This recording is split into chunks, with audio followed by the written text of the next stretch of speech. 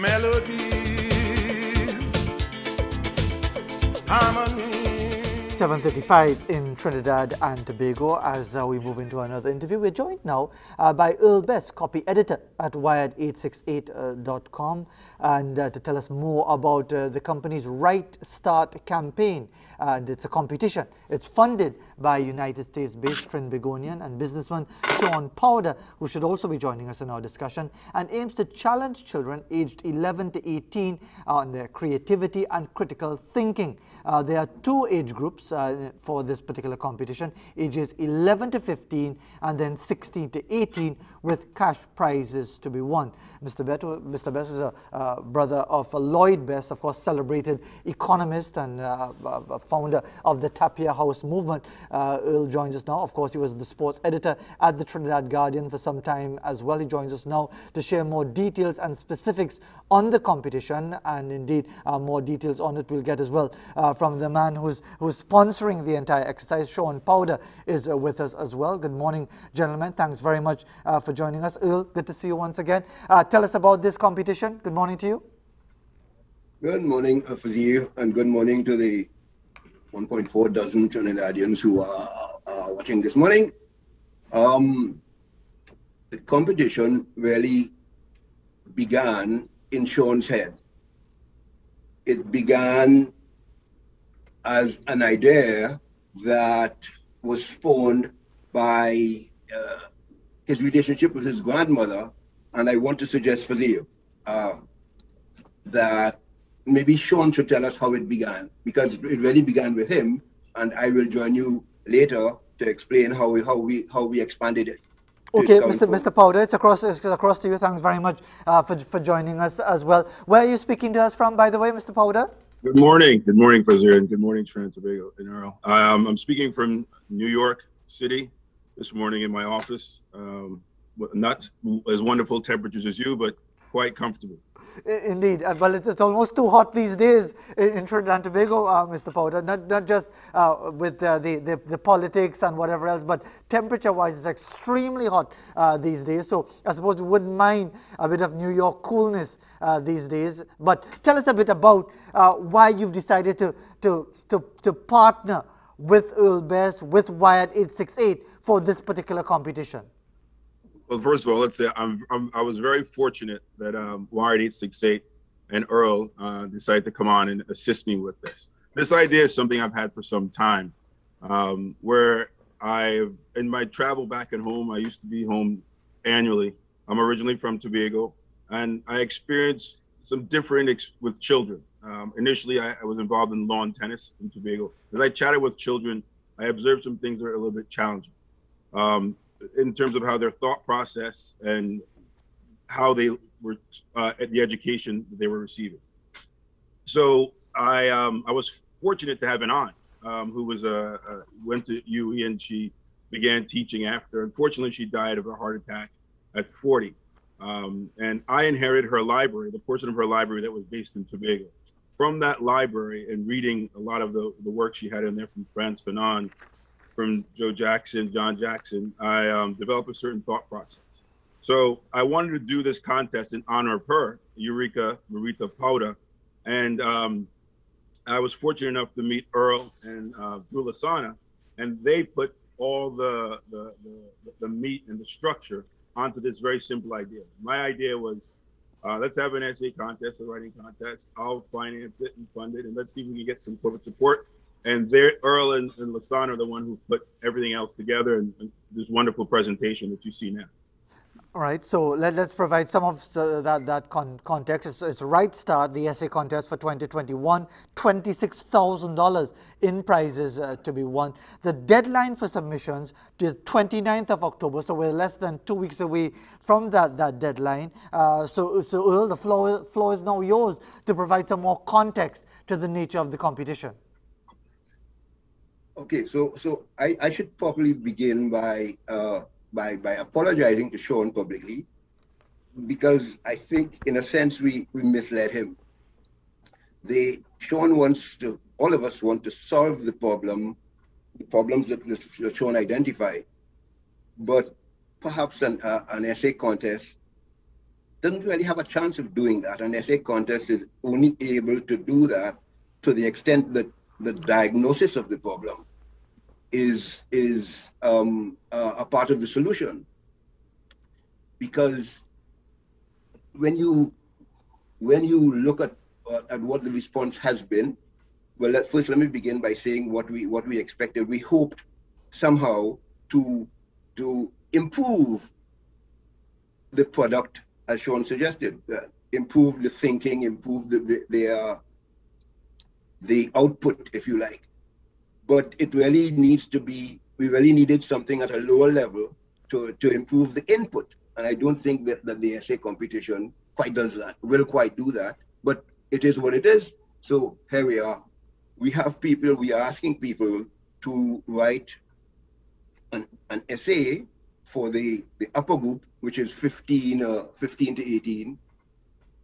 We are asking them to write an essay on what they think the first carnival after COVID will look like. So that that challenges them at a level that perhaps will reveal a lot of the creativity that Sean is hoping to see, that Sean is hoping to bring back, perhaps is more accurate, into education and Trinidad, perhaps. But on the basis of the response so far, let me say that it is not quite what we expected. Okay. At the second level, you have the 11 to 15. We start 11 to, sorry, I got that wrong. The upper group is 16 to 19, 16 to 18, and the lower group is 11 to 15. And we are asked the lower group to write a fictional or largely fictional essay on the day I met my local hero. You can see local hero, the local component is what Sean is concerned, if you like, about people's lack of knowledge of their own environment. People don't know stuff about the things that happened before they were born. They don't know stuff about the things that happened long before they were born. And in some cases, they don't know stuff about things that are happening around them. We won't talk at the moment right at this moment about the reasons for that. But that was our thinking. So we gave them an essay to force them, if you like, to think a little bit about the people around them, find one of those people, and write an essay about the day I met. We stipulate that the hero, the local hero of the title, has to be a real person,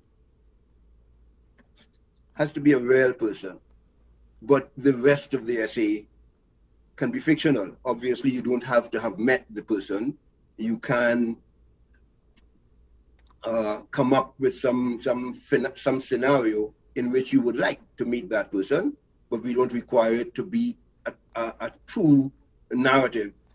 It would be fine if you imagined the day on which you met your local hero. And Earl, if you would allow me, I'll come back to you very quickly in a short while just to get the information as to how people can submit. But if I could go back to Mr. Powder, the sponsor of the competition, and of course this is a process, Mr. Powder, but no single competition, no matter how well it's structured, is going to even begin to solve the many challenges that we face when it comes to the ability of our young people to communicate and understand their environment around them and their history and so on. But from your own perspective, with this collaboration, with Wired868, with Lasana Liebert, the CEO, with Earl Best, is it from your perspective a step in the direction that you are happy with?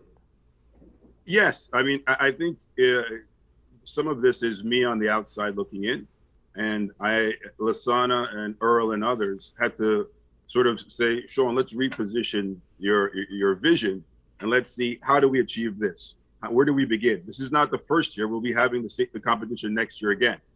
I'm looking at a budget that we have a budget for $5 billion. 9.3% of our budget is on education. However, it's only 4% of our GDP. That's not competitive in a global market with other countries, our size or larger.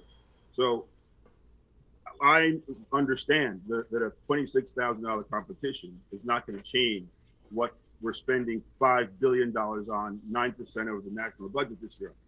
However, I think this is a good starting point. And I think them getting me to understand where the mindset of the population and how the educational structure works, I'm very pleased with this as a starting point. I'm also pleased that we've been able to enlist some sponsors outside of me doing the initial seed capital for it. So that shows some interest in individuals. It shows some interest in corporates.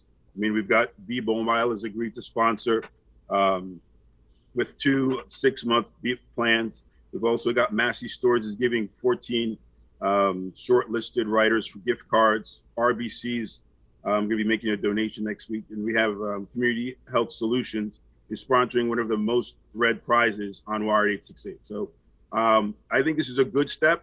I would hope that it would grow as we go into and we plan for next year. And let me commend you, Mr. Powder, for showing that level of commitment to your homeland as far as providing that sort of support and getting other sponsors on board. Before I go back to Earl, what part of Tobago are you from originally, sir? Me, I'm from Roxburgh, Tobago. I'm from the east. Okay, yeah, well, indeed. I'm sure you know that it's hot in Tobago with the elections coming up on December the 6th as well. So thank you very much for being with us and indeed offering your important input into this competition. So finally, Earl Best, just remind everybody before time runs out on us, we know the deadline is the 29th of October, which is less than 2 weeks away. What do people have to do to submit their essays? Okay, so they need to send an email, preferably in Word, in a Word format, to Write Start Contest at gmail.com and copy it to I don't. The editor at Wired. Sorry, I'm sorry. At the Wire, also to editor at Wired868. Correct, the editor at Wired868. Okay, and that the deadline for that is October 29th. After that for the year, we will publish the 10 top essays in each group, the 10 top entries in each group, and then on the 15th of December, this will go from the 30th to the 14th, and then on the 15th of December, we shall announce the winners. We haven't quite finalize the details of the presentation ceremony, but we shall do that very shortly and make that public. Well, we look forward to that happening as well. Your essays, your entries to both addresses. Write Start Contest at gmail.com and editor at wired868.com. Okay, thank you very much indeed, Earl Best. And of course, if I may. Yes, please. I just want to point out one thing, and this comes, I think, to the core of some of the challenges that Earl and Hassan, and we articulate about the educational structure. We don't care, to the parents, and I speak specifically to the parents, we don't care where your child came in class. Every child is special in Trinidad and Tobago, and encourage all the children to write and to submit. Because this is about their creativity, their cognitive process. It doesn't matter where your child came in class. Don't think your child's a genius or not. This is open to everyone, and we encourage all parents to please let your children submit something. Well, indeed, we endorse that 100%. Don't be hampered by your place in tests or whatever it is in that regard. 7:49 in Trinidad and Tobago. Thank you very much, gentlemen, for taking the time to be with us this morning. As we go to the break, let's give you another traffic check via traffic.et.com. This time the link route from Dede proper to the highway, where the traffic is flowing along easily in the early morning sunshine. We'll be right back. Music fills the world with happiness.